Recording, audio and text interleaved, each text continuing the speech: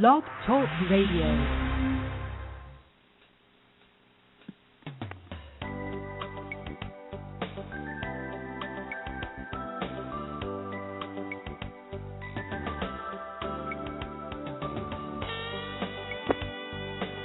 Hi, everyone, and welcome to Franchise Interviews, where for over 5 years we've been asking the entrepreneurs who own one. I'm your host, Marty McDermott, with my co-host, Don Johnson. And if you've ever dreamed of owning your own business, then you've come to the right place. We have a great show today. We're meeting with Peter King, the CEO of VR Business Brokers. And in 1979, VR Business Brokers set out to revolutionize the way business change hands and aid the standardization of the fragmented business broker industry. And that's coming up on Franchise Interviews. So stick around because we got a great show.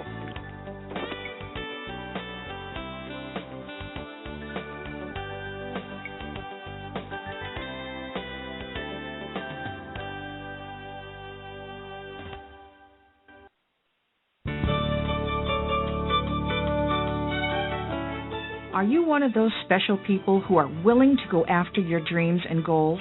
Are you ready to fulfill that dream of owning your own business with the security of a proven brand? The opportunity to take control of your future and own a Rita's Italian Ice franchise is within your reach. Rita's is seeking success-oriented individuals who are ready to make a change in their life, and Rita's offers unparalleled training and support to assure your success. And did you know the frozen treat industry is a recession-proof industry, and there are Rita's in 23 states currently with 540 stores open. Rita's Italian Ice has been around for 25 years and is listed as a top-performing franchise by the Wall Street Journal.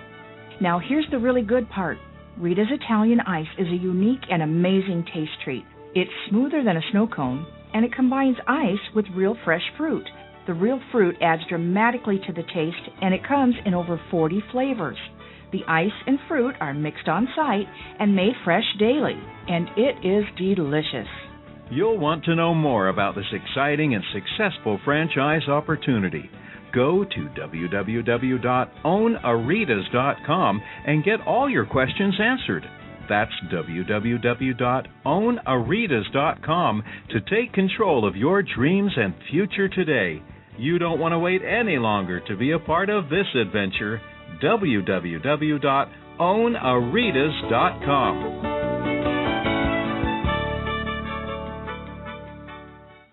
Franchisers, are you looking to reach aspiring entrepreneurs looking to buy a franchise? Are you looking to reach a highly educated audience on franchising? For over 4 years, Franchise Interviews has been giving an up-close, behind-the-scenes look at franchising and entrepreneurship through our website, franchiseinterviews.com, where you can hear and read interviews as well as get inside tips from some of the most successful sources in franchising. Check out our weekly franchise radio show, where each week you get to hear a new interview with franchisers, franchisees, franchise authors, franchise experts, and attorneys, and our podcast, Great Quotes in Franchising.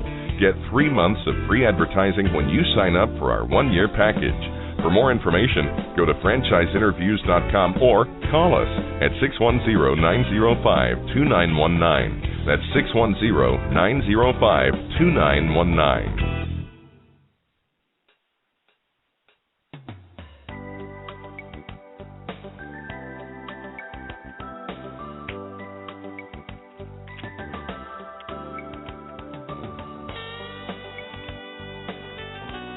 Hi, everyone, and welcome back to Franchise Interviews, where for over 5 years we've been asking the entrepreneurs who own one. I'm your host, Marty McDermott, with my co-host, Don Johnson. And if you've ever dreamed of owning your own business, then you've come to the right place. How you doing today, Don? Welcome back. Doing great, Marty. How are you? Good. A little cold here in Pennsylvania, Don. The cold finally hit. We were getting spoiled there for a while, and it's pretty frigid out there. Snowstorm, but yeah, really cold weather. Midwinter. It's expected, yeah. My son is driving me crazy now because, he's 4 years old, so he's, he wants to build a snowman, and he's got a sleigh for Christmas. Yeah. So, it's like every day he's looking out the window asking me, Daddy, when's it going to snow? And I don't see too much snow in the forecast. So, what can you do? But you went through that, and you go through it now, I guess, with your twins, don't you? Yeah, I'd like to have one snowstorm so I can have a little bit of fun. But the way we got whacked the last couple of years with so much snow and it's tough going through that a little bit, but you want to have it for the kids. So I'm sure it'll happen soon. Sure, absolutely. I know you had a good, interesting article, and I think good news. I think our guest is called in early. Let me see. Actually, we might be able to pull in our guest. As we were saying earlier, we have a great show today. We're meeting with Peter King, the CEO of VR Business Brokers, and in 1979, VR Business Brokers set out to revolutionize the way businesses change hands and to aid in the standardization of the fragmented business broker industry. Let me see if I can pull Peter in. Hey, Peter, how you doing today? Is that Peter? Sorry, let's go back, Don. He's not there yet. I think that was a guess. I got this article, Marty, from The Street. Interesting. 5 best businesses to get in for 2012 by Lori Kolakowski out of New York. What are the hottest industry segments going into 2012? I always like, seeing these type of articles, seeing what the trends are, seeing what the need is, some of the hot industries. The overall economy may have a stubborn gray cloud above it, but there are more than a few industries with significant expectations for growth in the new year. The recent economic conditions have been a game changer in redefining the term job security. Many unemployed workers are turning to entrepreneurism, specifically owning a franchise as a way to become self-sufficient. A typical question for clients: what industries are expected to grow the most over the next decade? Pursuing businesses that are recession-proof, such as disaster and restoration services, or businesses that are low in initial investments, such as home-based businesses, are always interesting to look at. And according, Marty, to the IFA, the 2012 Business Outlook Report, the top franchise business lines for 2012 include personal care services, such as laundry and dry cleaning, entertainment and recreation, personal transportation and credit intermediation, and they're saying output's expected to rise 6.2% next year. That's followed closely by retail products and services and real estate, though this is off a low base, is how they describe it. There's opportunity for anybody who is entrepreneurial enough to go out and start a business, says Terry Mackin, managing director at Generational Equity, a mergers and advisory firm that focuses on privately held, family-owned businesses. And then, Marty, they actually discuss in detail five industries that should show some nice growth. Okay. And they're saying whether it's part of a franchise or truly on your own, here are some of the industries. They talk about elder care, which seems like it's always on the list every year. The last decade, because Americans are living longer, many seniors are living independently, so we know that they're in the need of services. And we've had several of those types of franchises on that provide services to seniors, so they have that as number one. I don't know if these are in order of what they recommend, but they mention elder care, they mention health and wellness. Right. Makes sense. Going and working out and getting in shape. All kinds of franchises are associated with that. Even some of these frozen yogurt franchises. Wow. And more types of franchises for losing weight. Some of these salad concept type franchises are interesting and probably in that category also. Yeah, it's an important article, Don. I'm glad you're talking about this today because it was funny. I was listening to our friend, you remember, Dr. Scott Shane, and he was talking about it's not so much about the individual. A lot of times we think that it's the individual that makes the business successful, and it's true. To some extent, but a lot of times, the industry is just so important. We talk about that a lot. On the show for the last 5 years. Is look towards the industry. Is there going to be growth in the industry? It's amazing how the senior care and elder care you're mentioning is still I think it's on the top. So imagine the guys. Or girls that got into it, 10 years ago, when it first started booming. So it really is quite amazing. The third thing, Marty, they talk about warehousing. Providing warehousing services and space, particularly for small business, shows opportunity for expansion. And they give an example here that someone has a company and and they don't want to have to rent out warehouse space for the whole year when they might have to just use it for a certain time of the year, seasonal. Interesting. Fourth is shipping and logistics. Wow. Moving packages or shipments includes all aspects, including insurance claims, packaging, the best way to ship, pricing. They mentioned the franchise unit shippers. The fifth one is outsourcing and staffing. Businesses learned during a recession, some quicker than others, how to cut without hurting business output by recognizing the true value of technology in their day-to-day operations, which includes bookkeeping services, but staffing in general. Companies needing to add employees quickly, or people looking for part-time work. I've heard a few times that is a industry that's really growing. So you have elder care services, you have health and wellness. Okay. They even mention a franchise of Snap Fitness. They do. Okay. Which I think we've had those guys on the show. I'm pretty sure it's amazing. We're at the point now, where we've done so many shows I can't remember. I used to be able to recite verbatim to you from show number 1 to probably I think I was able to go to show 150, and I think after that point I just had to stop because I lost track. But I'm pretty sure they were on our show before. And it's probably a good idea to maybe have a franchise like that on again. We've covered so many industries and niche services.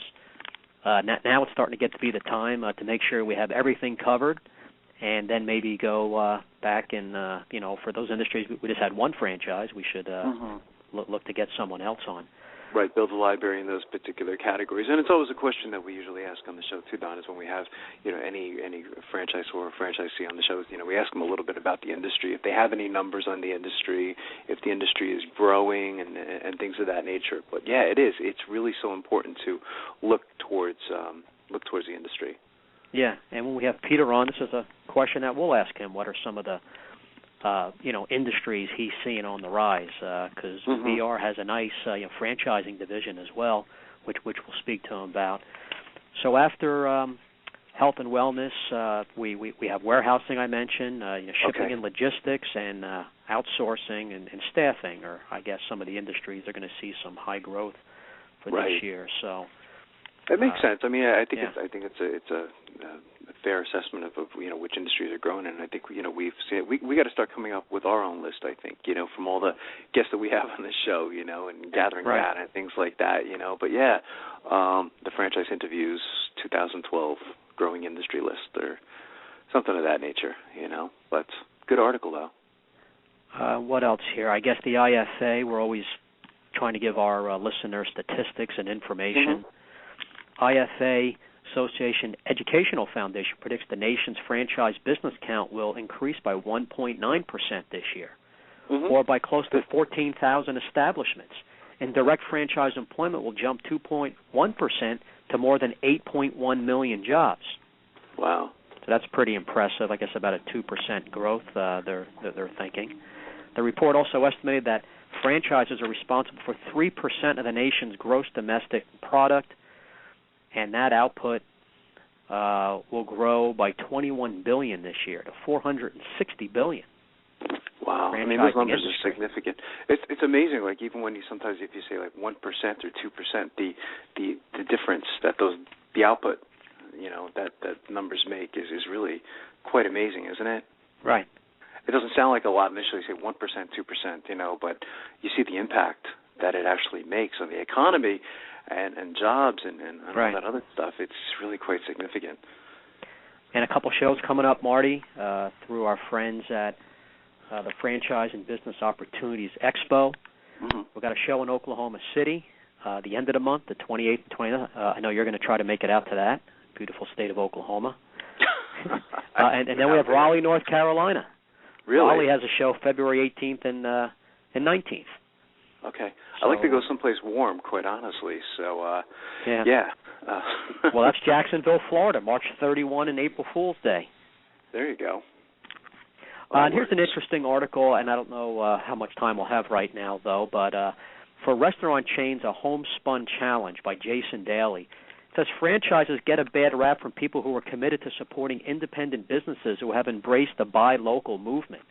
even though most franchises are owned and operated by community entrepreneurs, it's probably true that franchising is the antithesis of localism. When a company decides to jump through the regulatory hoops and pay the upfront cost needed to set up a franchise system, it's sending a message: we're not interested in sticking with our hometown. I don't know if I agree with that. Yeah, it's interesting. I don't know if you remember when the whole BP thing happened, but I know there was people boycotting BP, and they said, well, by boycotting BP, you're really hurting, I guess it was the franchisees, you know what I mean? Right. That's the perception I think that people have sometimes is, they see a McDonald's or whoever it may be, and they don't realize that, it is local, isn't it? That's somebody local who lives in your area, Colts Neck, New Jersey, or Easton, Pennsylvania, and they bought into a particular franchise system. So, it's very local. So right. It says still, most national chains started out as the type of locally cherished independent restaurants adored by franchise folks. Why did these eateries decide to franchise? Because passionate customers asked them to expand to their neighborhoods or towns. Think about it. At one time, there was a single Subway. Right. Fred DeLuca spread in the mail before there was unit number 30,000. Yeah.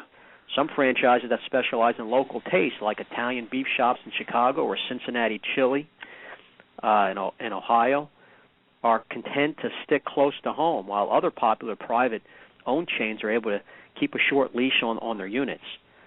But rare is the franchise that doesn't dream about expanding to surrounding states and eventually coast to coast. This is I found that kind of interesting.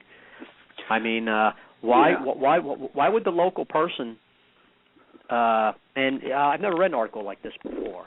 A person's bringing a franchise system locally because it's probably successful, and it's known for a quality product. So why would So you're doing that town a favor. Hey, you're bringing more variety. You're bringing an established franchise to that local market, and it is a person who probably lives in the area running it. It's not like a corporate owned location. I guess in the case it could be, but a lot of times it's going to be a privately owned franchisee running that franchise. So it shouldn't have any bearing on what someone does. But everyone's going to have their own opinion about it. Well, it's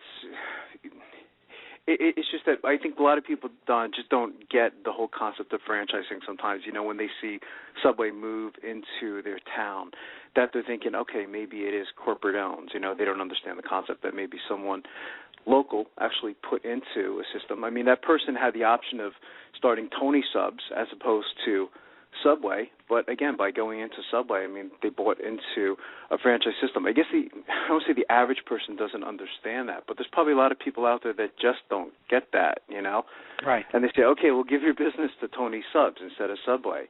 It doesn't make any sense, You're right. We've never, spoken about this, or I've never seen an article like this, in the 5 years of doing the show. So it's kind of interesting.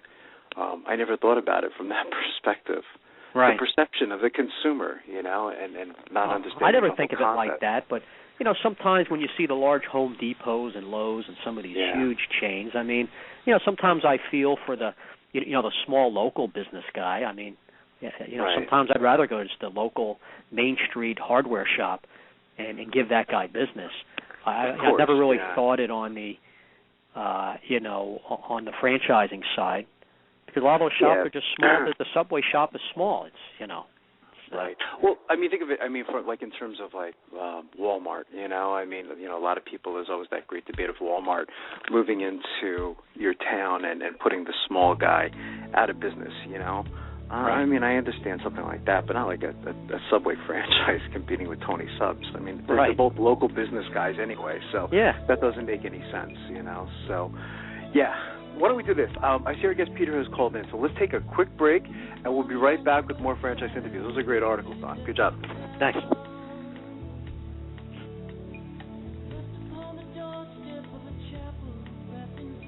Big now!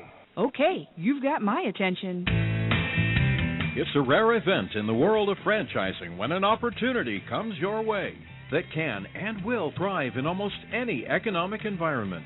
It's here, and its name is Big Mouth Advertising. Big Mouth. BMA is a leader in the exciting world of mobile media advertising. Why is mobile media advertising able to defy the economic cycles? The answer is obvious. In times of economic weakness, advertising is crucial for survival as the consumer dollar is scarce and the competition fierce. What is mobile media? It's the newest and fastest growing segment in the advertising world. Mobile media brings the message directly to the consumer. Mobile media goes to the consumer in traffic where he eats and where he plays. It quite simply cannot be turned off or thrown out. And when you join the Big Mouth team as a franchisee, you are joining the best. The Big Mouth advantage is simple and successful. We invest in a strong infrastructure and in great people. As a franchisee, you have access to this entire system, including telemarketing, sales maximization, general and administrative support, design and creative services, even billing and collection services. All you need is a mobile media vehicle, a driver, and the willingness to create a financially sound and limitless business for yourself. There are no long-term leases to sign, no expensive build-outs, no office personnel to hire. You will be part of the Big Mouth advertising community and share its entire website and reception services, as well as its complete back-office services. This virtual office guarantees you the freedom to close those sales that will make you a success. We are so proud of our successes that we have voluntarily disclosed our revenue statements. Now, how many other franchises are doing that? Even in these historically rough financial times, Big Mouth Advertising has become a dominant force in the mobile media industry. Join the Big Mouth team and take the first step toward financial freedom. Please call Ron at 888-98-GO-BIG. That's 888-98-GO-BIG. Big Mouth! Franchise Interviews. For over 4 years, Franchise Interviews has been giving an up-close, behind-the-scenes look at franchising and entrepreneurship through our website, franchiseinterviews.com, where you can hear and read interviews as well as get inside tips from some of the most successful sources in franchising. Check out our weekly franchise radio show, where each week you get to hear a new interview with franchisers, franchisees, franchise authors, franchise experts, and attorneys. And don't forget to listen to our podcast, Great Quotes in Franchising. For more information, go to franchiseinterviews.com or call us at 610-905-2919. That's 610-905-2919.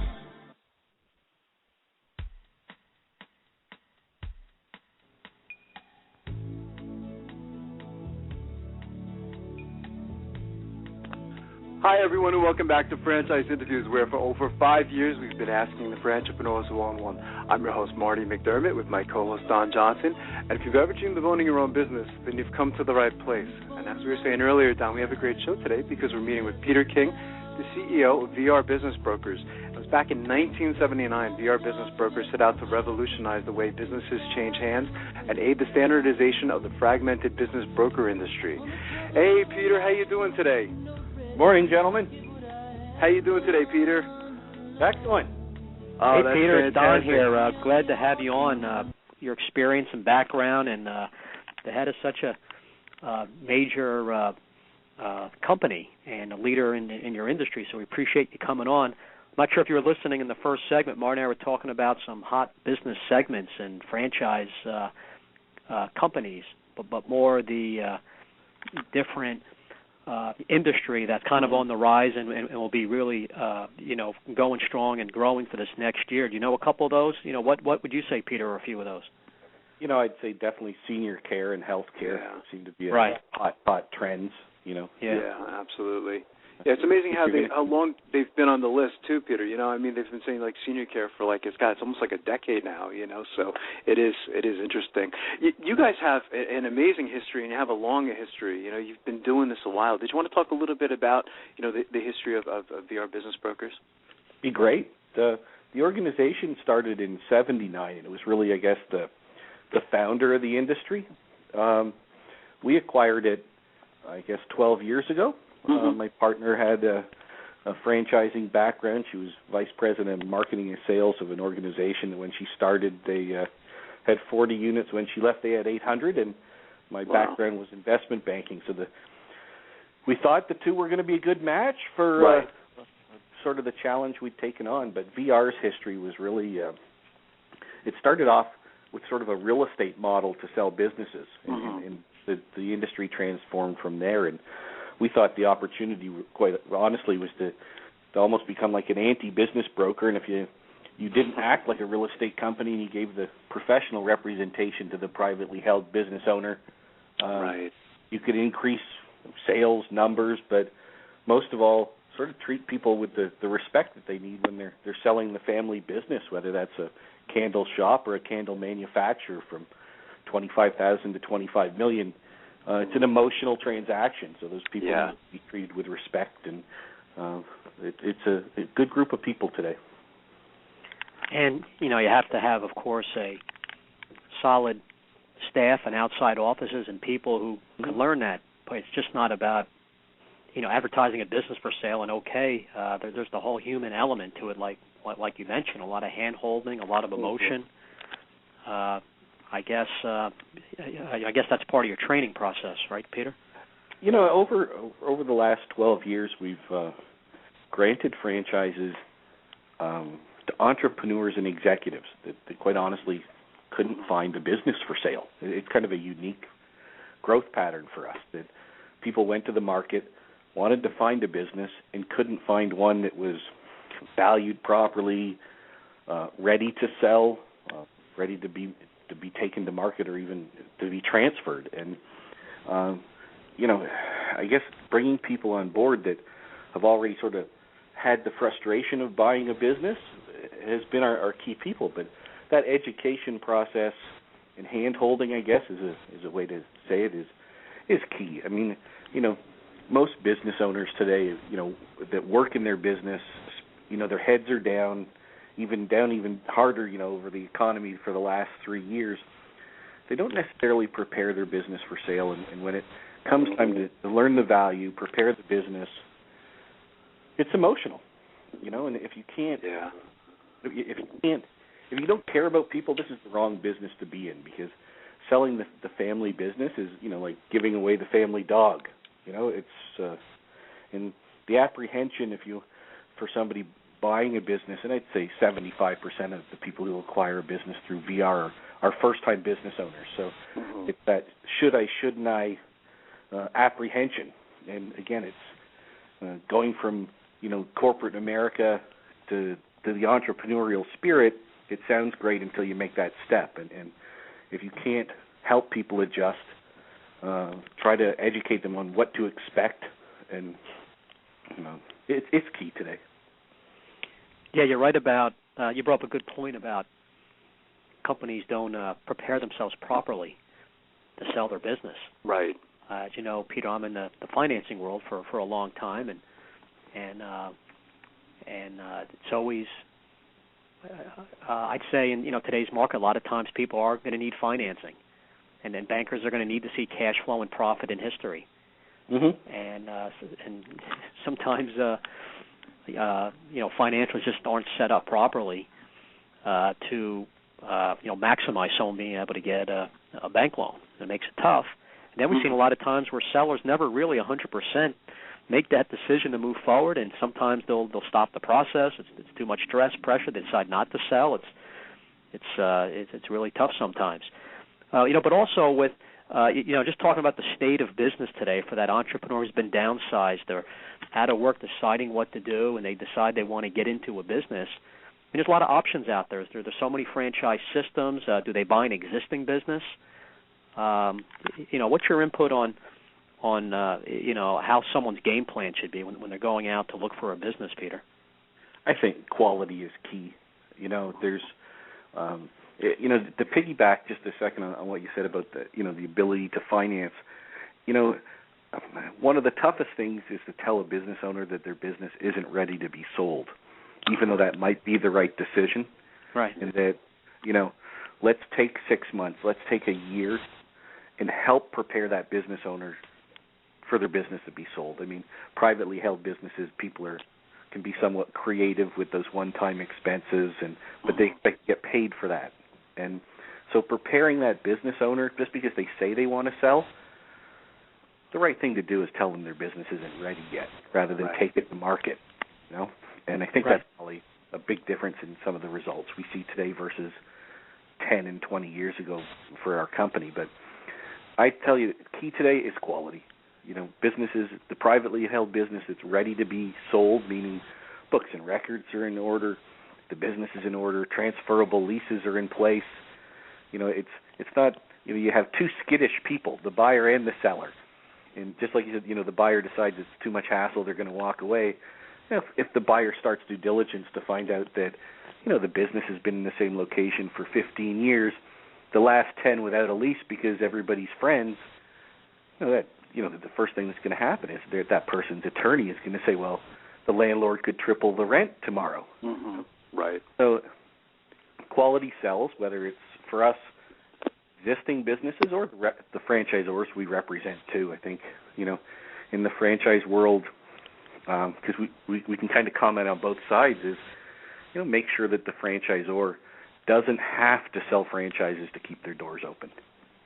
You know, because if they have to sell units to show black ink, you know, it's questionable whether, you know, does their system really work, right? Are their franchisees making enough money that royalty flow is keeping the franchisor, you know, in good standing? And we, when we started our franchise showcase program, which is companies we represent and help with their sales, it was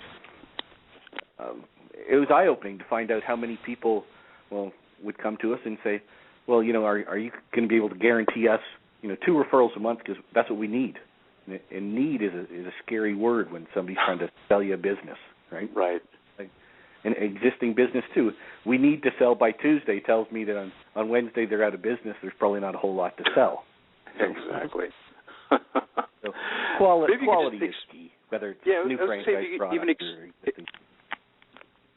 If you could expand, Peter, a little bit on the quality, you know, for our listeners, you know, what that actually means sometimes, because I think a lot of our listeners may not actually know what that means when we're talking about quality business. The same thing as, like, you know, I guess a quality franchise. You know, I mean, there's good franchise opportunities and there's not so good franchise opportunities. And maybe if you could just expand on that just a bit.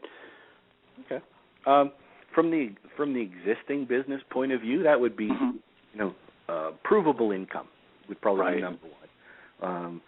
There aren't liens on the business. Tax returns have been filed. You know, there aren't any pending lawsuits or litigation.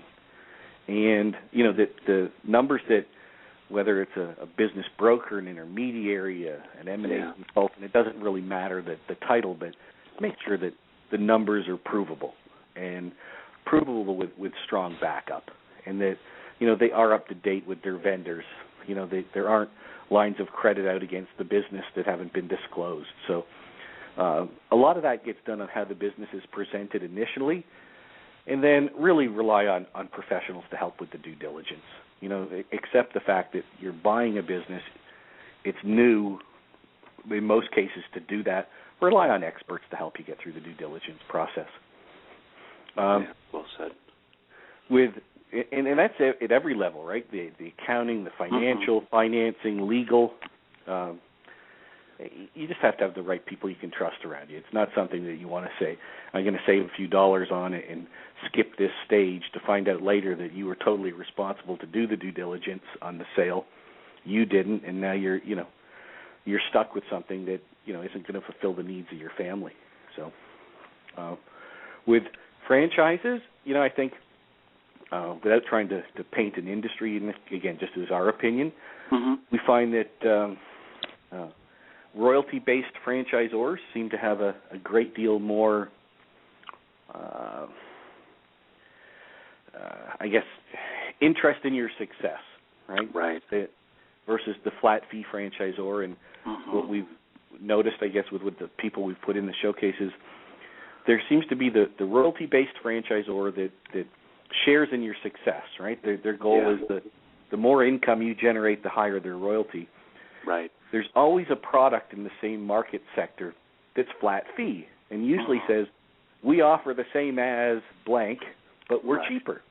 Right. Well, today's world, you really do get what you pay for, and a flat fee franchisor in a lot of cases, the less services, the more of that flat fee they take to their bottom line. So to offer, the same services that McDonald's offers for a tenth of the price, it's impossible. You can't do it.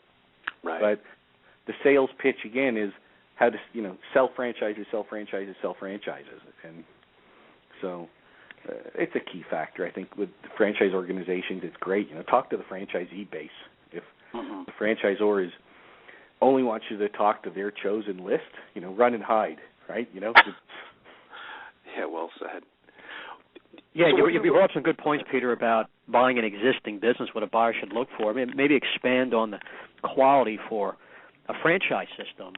What are the things that they should look out for? Marty and I are always stressing to never make a quick decision, of course. Do your due diligence. Call all the franchisees. You can never do enough homework. Are there other things that they should be, some key things, people listening, looking to buy a franchise, some of the top things that they should definitely be looking out for? This one might sound somewhat facetious, but don't get trapped into because you like the product that you're going to like running that type of business. Right. Okay? Well said. Yeah. And so you take your interests, but you also take your skill sets. And again, an advisor should help you make that decision, I think, because example, Bob and I are going to be at the franchise show in Miami this weekend, and what you'll see is people that, for example, like to eat donuts, so they think they want to own a donut shop. Right. Find out that to be profitable in the donut business, you have to be there at 3:00 in the morning to make the donuts. Of course. Yeah. And 7 days a week. Well, that really doesn't fit in to the lifestyle that they want for their family. So it's making sure that you match that franchise product and the expectations of what it's going to take to run that business to your financial lifestyle and your personal life. And people jump in and then contact us to jump back out again, right? Or quite honestly, the franchisor contacts us to help people jump back out that have made the mistake to say, I still like donuts, but I don't want to be a donut maker. So that's interesting. What kind of characteristics do you guys look for, Peter? I mean, in your your partners or your franchisees, is there anything, any type of background that they need to have to work with you guys? Over the last 12 years, we used to have the MBAs and business acumen, degrees, and to be quite honest with you, it didn't mean anything. When we looked at who was successful in our company, right. Two main trends, okay, other than, be obviously financially solvent to be able to sustain till you're profitable. But take that scenario out. The personality type is somebody that I would call a deal junkie, okay, that gets all their satisfaction from the closing of the transaction, helping people on both sides, and not worrying about the cash flow that's going to come. Right. We get paid handsomely for what we do, okay? But second of all, there's a difference between a privately held business deal or a privately held deal maker and a Wall Street deal maker. The Wall Street deal maker doesn't care about people. It's all about PE ratios and what's going to happen to the price of the stock. Yeah. Somebody that's going to help the private business buyer or seller needs to care about people. And if you don't, you'll fail in this business. I mean, if you can't truthfully help people and care about people. Right. So I tell you, perfect person for VR is the deal junkie who cares about people. Yeah. And rely on us for the rest, I guess, would be the sales pitch part. Exactly. Yeah, and also you really can't fake that sincerity either, about caring about people, and I guess you guys see that, when you take on new partners or new franchisees. So I think that's so important. And again, I think this is very emotional for the buyer or the seller, So absolutely, I think that's well said. I think it's great, Peter, that someone just anywhere in the country who is at a point, hey, should I buy a business? Should I invest in a franchise? And, hey, I need some help here. I'm new at this. Because like you said, most people buying a business are first-time business owners. It's great that they can go to a company like VR and get that professional help and be on kind of both sides, either buy an existing business or franchise.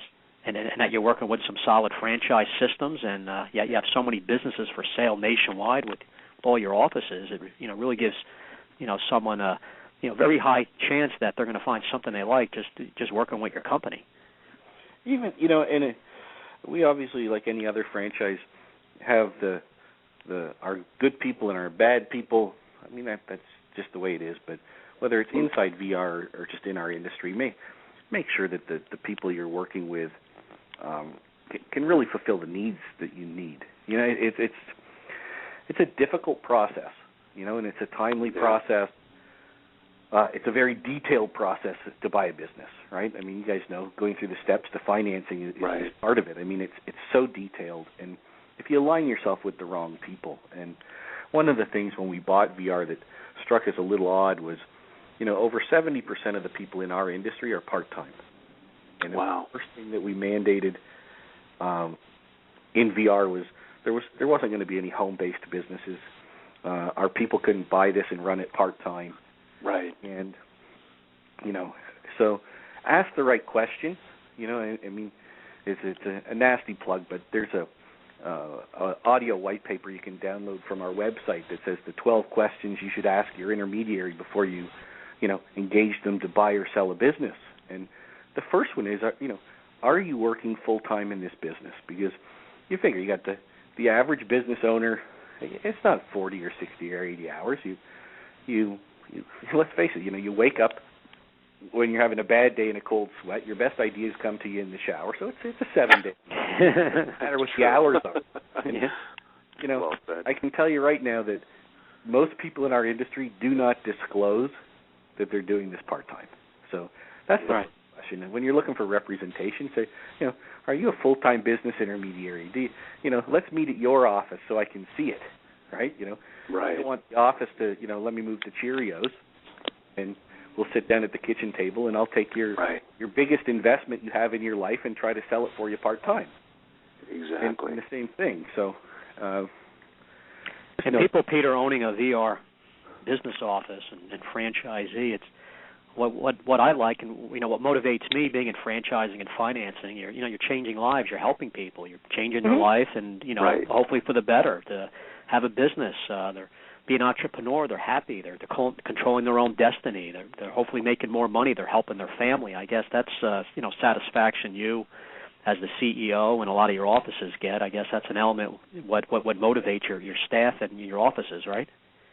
Yeah, it really is. I mean, you want to go home and smile about what you do for a living. At least I do, and I think the people that we surround ourselves do. And it's an old adage that my mother taught me, and it's you're only as good as your friends, right? So, surround yourself with good people when you're buying and selling a business, franchise, non-franchise. Surround yourself with the right people to help you get through that process.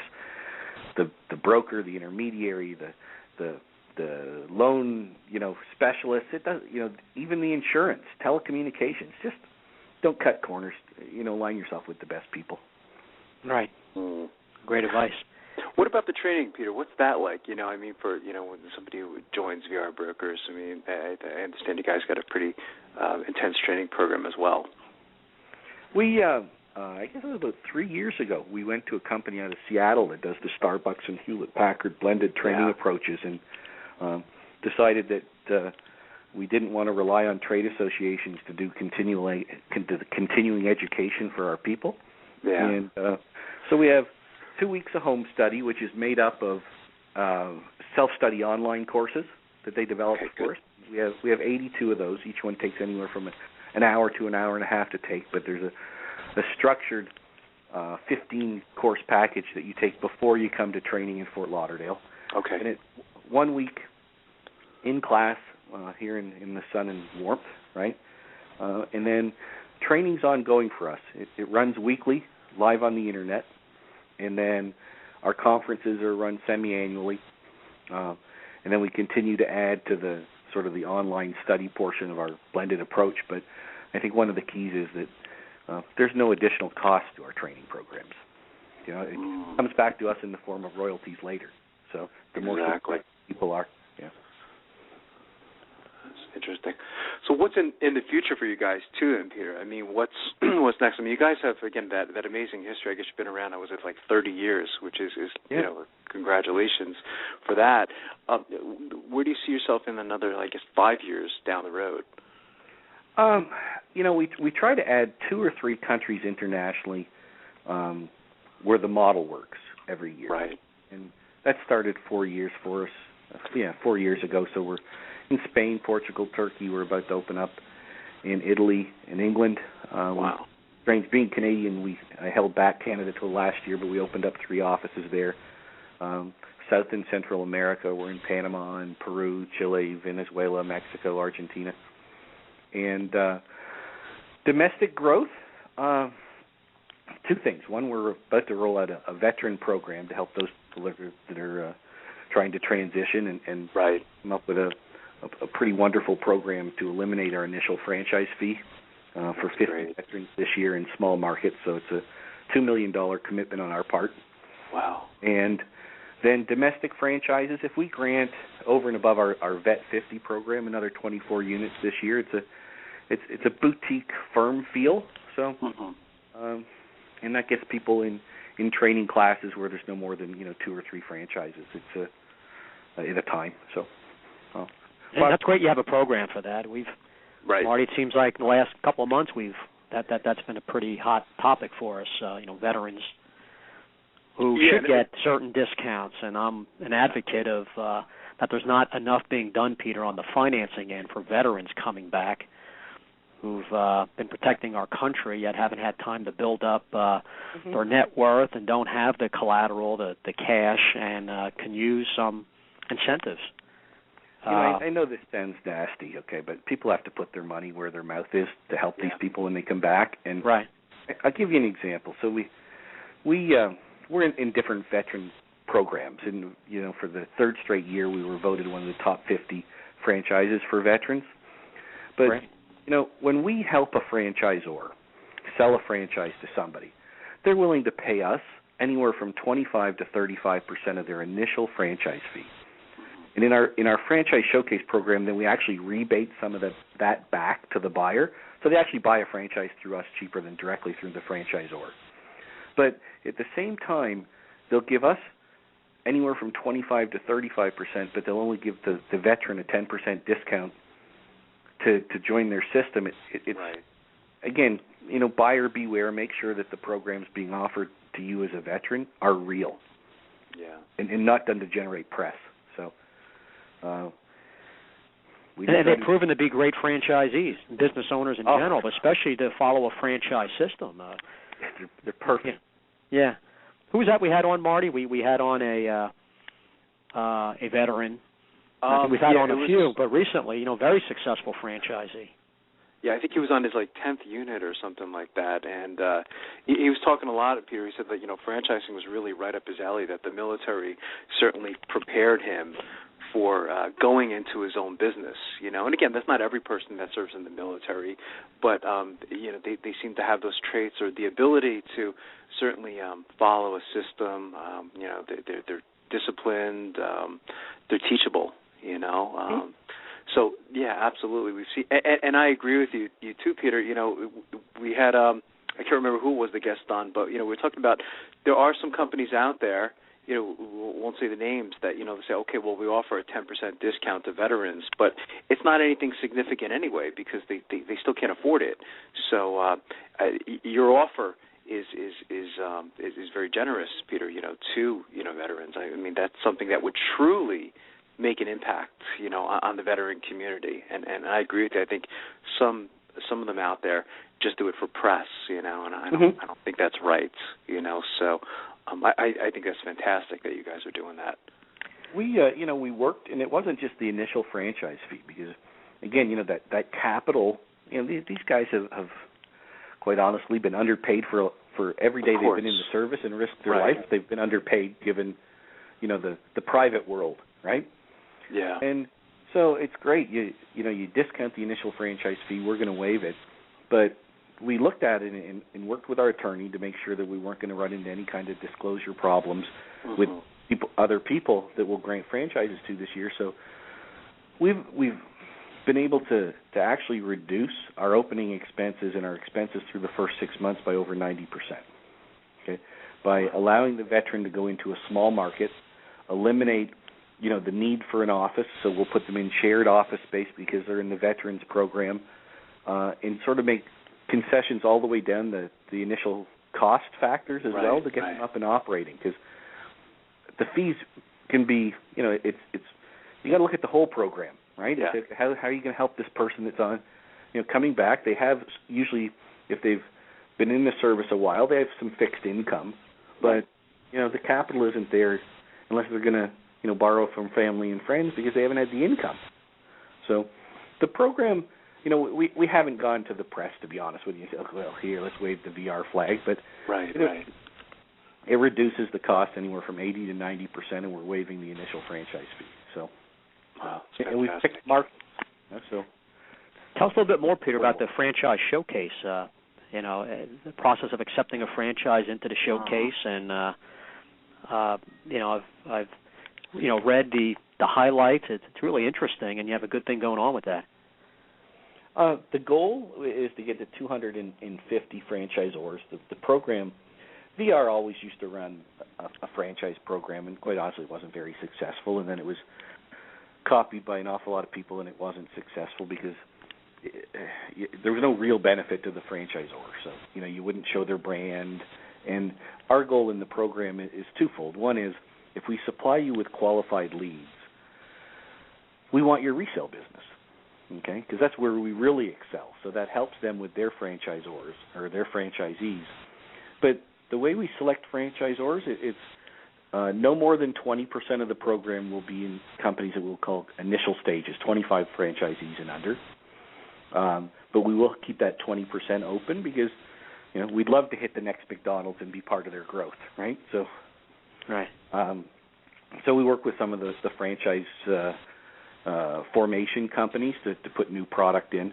And the rest of it is really making sure that the franchisor has a good follow-up network. Again, I think everyone in there is a royalty-based franchisor rather than flat fee. Is growing. They have to supply us with a copy of their FDD to make sure that they're registered and legal to be doing business in the states where we're supplying them with leads.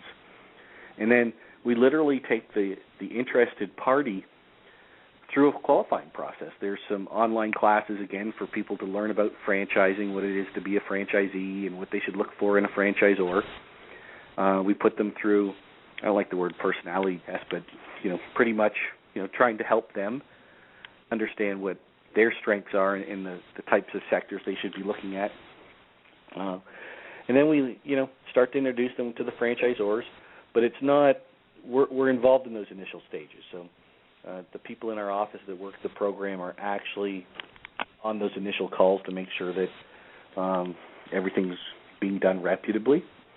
The second fold for the franchisor is that every one of our offices has people come in who, quite honestly, their personality isn't to buy an existing business.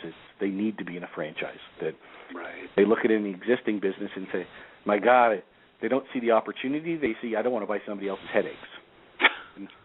And that's the person that needs to be in a franchise, because now you've got a system, but it's a new business. Right. That's an interesting way to look at it. What's the best way, Peter, for our listeners to get more information on all your different services? Or is there any, one particular website that they can go to get information on you guys? VRBB or VR Business Brokers, they're both the same website. Okay. Easy enough. .com, okay, good. .com, yeah. And I want to thank you again, Peter. You've been a fantastic guest, and again, congratulations on 30 years of doing this. It's fantastic. And Don and I would love to have you back in the near future as we let you guys continue to grow. Let me know how I can help. Thanks so much, Peter. Great have job. a great day today. That was a great show, wasn't it, Don?